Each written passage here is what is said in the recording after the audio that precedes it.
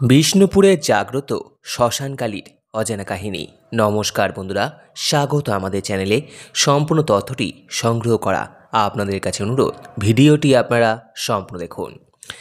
আদিগঙ্গার পাড়ে কয়েকশো বছরের প্রাচীন মন্দির বাজারের দক্ষিণ বিষ্ণুপুর মহাশ্মশান। আর এই শ্মশানে ভিড় জমাতেন তান্ত্রিক ও সাধকরা। তারা সব সাধনায় বসতেন গভীর রাতে প্রেত জাগরণ করে। সারা রাত ধরে চলত তন্ত্রশিক্ষা।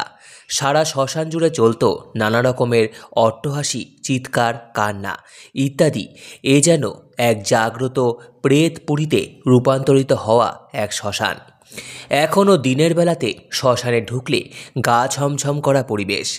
এখনও এখানে পুরনো পদ্ধতিতে কাঠের চুল্লিতে শবদাহ করা হয়। এখানে ওখানে চুলার ধুয়োর কুণ্ডলিতে আচ্ছাদিত বন জঙ্গল। কুকুর শিয়ালের দল ঘুরে বেড়াচ্ছে। সাদা থান কাপড়ের স্তূপ ছড়িয়ে ছিটিয়ে পড়ে আছে। এক ভয়াবহ পরিবেশ। 110 বছর আগে এই শ্মশান লাগোয়া জঙ্গলেই টালির ছাউনির নিচে কালী পুজো শুরু করেছিলেন তান্ত্রিক মণিলাল চক্রবর্তী। 108টি নরমুণ্ড দিয়ে চলত তন্ত্রমতে দেবীর উপাসনা। সেই থেকেই শ্মশানে পূজিত হয়ে আসছেন মা করুণাময়ী কালী। শ্যামাকালী পুজোর দিন আজও এলাকায় হাজার হাজার মানুষ ভিড় জমান এই মন্দিরে। স্থানীয়দের মুখে প্রচলিত রয়েছে, তন্ত্রের দীক্ষা নিয়ে শ্মশানে সাধনা শুরু করেছিলেন ব্রাহ্মণ যুবক মণিলাল। মা কালীর স্বপ্নাদেশ পেয়ে শ্মশান লাগোয়া জঙ্গলের মধ্যে পুজো শুরু করেন তিনি। দেবীর নিত্য পুজোর ইচ্ছা প্রকাশ করলে পাকাপাকিভাবে তৈরি করা হয় মন্দির। দেবীর মূর্তির পিছনে বসানো হয় 108টি নরমুণ্ড, সামনে পঞ্চমুণ্ডির আসন। এখানে তন্ত্রমতে দেবীকে পুজো দেওয়া হলেও কঠোরভাবে নিষিদ্ধ বলি। কালী পুজোর দিন মদ, কাঁচা মাংস ও ছোলা দিয়ে পুজো হয় ডাকিনী যোগিনীকে। দেওয়া হয় শিয়াল ভোগও। গভীর রাতে মন্দিরের সেবায়িত শ্মশান জাগানোর খেলায় মেতে ওঠেন বলে জনশ্রুতি রয়েছে। মণিলালের মৃত্যুর পর আজও তার পরিবারের সদস্যদের মধ্যে তুমুল ব্যস্ততা থাকে এই পুজো নিয়ে। শিয়ালদা দক্ষিণ শাখার লক্ষ্মীকান্তপুর ট্রেনে উঠে নামতে হবে মথুরাপুর স্টেশনে। সেখান থেকে পায়ে হেঁটে সহজেই 5 মিনিটে পৌঁছানো যায় মায়ের মন্দিরে। ভগীরথ নাকি দক্ষিণ বিষ্ণুপুরের পাশ দিয়ে গঙ্গাকে সাগরে নিয়ে গিয়েছিলেন। কালীঘাট থেকে গঙ্গা বারুইপুর, জয়নগর হয়ে চলে গিয়েছিল দক্ষিণ বিষ্ণুপুর মহাশ্মশানের কাছে। ওই আদি গঙ্গার পাড়ে শ্মশান একসময় ছিল জলা জঙ্গলে ঘেরা। বহু বছর আগে থেকেই দক্ষিণ 24 পরগনার বিভিন্ন প্রান্তের মানুষ শবদাহের জন্য আসতেন।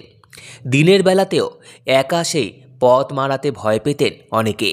কাঠের চিতায় শবদাহের পর আধপোড়া দেহাংশ ছড়িয়ে ছিটিয়ে থাকত। সেই জন্য আবার উৎপাত ছিল শিয়াল কুকুরের। শ্মশান লাগোয়া আদিগঙ্গার পাড়ে একটি বড় নিম গাছ ছিল, যার নিচে সেই সময় কোনো এক কালী সাধকের পাতা ছাউনির ঘর ছিল।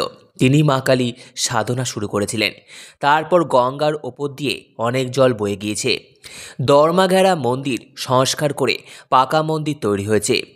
110 বছর আগে এই শ্মশানের পাশে চক্রবর্তী বাড়িতে কালী পুজো চলাকালীন মা স্বপ্নে দেখা দেন। মায়ের সাধক মণিলাল স্বপ্নাদেশটি পান। তখন মা নির্দেশ দেয় যে, আমাকে তোরা বাড়িতে পুজো করলে আমি সন্তুষ্ট হব না। তোরা আমাকে বিষ্ণুপুর মহাশ্মশানের পাশে জঙ্গল কেটে মন্দির প্রতিষ্ঠা করে দুবেলা পুজো করলে তবেই আমি সন্তুষ্ট হব। তারপর থেকে মন্দির প্রতিষ্ঠা করে মা কালীর বিগ্রহ বসিয়ে সকাল সন্ধ্যা দুবেলা পুজো করা হয়। করুণাময়ী মায়ের পুজো শুরু করেছিলেন এলাকার প্রখ্যাত তান্ত্রিক মণিলাল চক্রবর্তী। মা কালীর স্বপ্নাদেশে বিভিন্ন জায়গা থেকে 108টি নরমুণ্ড জোগাড় করেন তিনি, যা মায়ের মূর্তির চারিদিকে সাজিয়ে রেখেই আরাধনা শুরু করেছিলেন মণিলাল বাবু।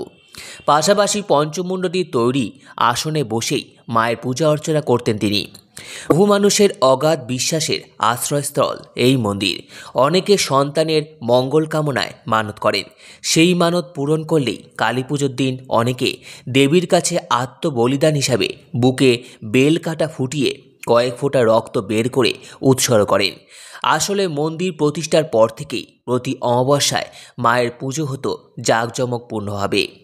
সেই পুজোতে পাঠা বলিও দেওয়া হতো।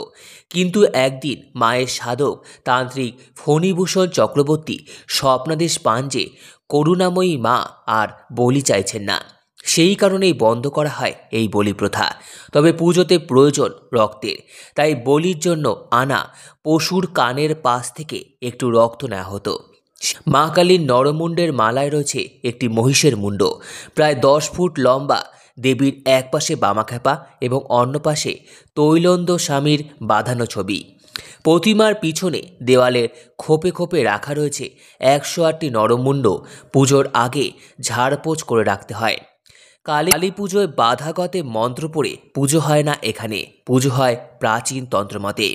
শতাধিক বছরের প্রাচীন পদ্ধতি মেনে দেবীর পিছনে সাজানো হয় 108টি নরকঙ্কালের খুলি। পঞ্চমুণ্ডির আসনে বসে পুরোহিত তন্ত্রের নিয়ম মেনে দেবীর পুজো করেন। অন্য উপকরণের মধ্যে অবশ্যই থাকবে সুরার বোতল, রান্না করা মাংস, কাঁচা ছোলা। আগে অবশ্য চোলাই দিয়ে পুজোর উপকরণ ছিল, কিন্তু এখন বিলিতি মদেই চলে দেবীর আরাধনা। প্রাচীন এই শ্মশানের সুখ্যাতি রয়েছে রাজ্যের বিভিন্ন এলাকায়। সেই সব জায়গা থেকে তন্ত্র সাধকদের অনেকে আসেন পুজো উপলক্ষে। আবার প্রতি বছর পৌষ সংক্রান্তিতে এখানকার সংলগ্ন বিস্তৃত বাদা অঞ্চলে এক বিরাট ব্যতিক্রমী মেলা বসে। এখানে মন্দিরবাজার থানার আদিগঙ্গার বর্তমানে লুপ্ত প্রবাহ পথের ওপর পুকুরের আকার ধারণকারী জলাশয়ে বিষ্ণুপুরের 2 শতাধিক বছরের প্রাচীন শ্মশানের মধ্যে স্নান করেন পৌষ সংক্রান্তি ও পয়লা মাঘ 2-3 লক্ষ মানুষ। এই উপলক্ষে যে মেলা বসে সেটি দক্ষিণ 24 পরগনার দ্বিতীয় বৃহত্তম মেলা। গঙ্গাসাগরের পর এটি তাদের দক্ষিণ 24 পরগনার সবথেকে বড় মেলা। এই মেলায় বিপুল দ্রব্যের সম্ভার। 4000 বর্গমিটারের বেশি জায়গা জুড়ে এই মেলা বসে। 1 মাসেরও বেশি সময় ধরে এই মেলা রেস থাকে। এই মেলা বিশেষত্ব এইটাই যে এটি একটি বিশাল পুরনো দ্রব্য ক্রয় বিক্রয়ের মেলা। শুরু নিয়ে এক কিংবদন্তি রয়েছে। নবদ্বীপ থেকে ওড়িশা যাওয়ার সময় এখানে রাত্রিবাস করেছিলেন শ্রী চৈতন্যদেব। দিনটি ছিল মকর সংক্রান্তি। সেই সময় এখান দিয়ে বইত গঙ্গা। পরবর্তীকালে গঙ্গা তার গতিপথ পরিবর্তন করলেও তৈরি হয়েছে বেশ কিছু বড় পুকুর। দক্ষিণ বিষ্ণুপুর শ্মশান সংলগ্ন এই পুকুরটিকে বলা হয় গঙ্গা। আর পুণ্য সঞ্চারের আশায় চলে ভোর থেকে বিশেষ স্নান পর্ব। এখানকার মূল আকর্ষণই হলো অবশ্যই মেলা। দক্ষিণ 24 পরগনা জেলার দক্ষিণ বিষ্ণুপুর একটি জনবহুল স্থান। এটি বারুইপুর কুলপি রোড ও রায়দিঘি ডায়মন্ড হারবার রোডের ক্রসিংয়ে অবস্থিত। এখান থেকে সড়কপথে সহজেই অনেক জায়গায় পৌঁছানো যায়। এই কারণে এটি একটি গুরুত্বপূর্ণ সড়ক মোড়। শিয়ালদা থেকে লক্ষ্মীকান্তপুর বা নামখানা লোকালে উঠে মথুরাপুর রোড স্টেশনে নেমে উত্তর দিকে আসতে হবে। মথুরাপুরের আগের রেলওয়ে স্টেশন জয়নগর মজিরপুর।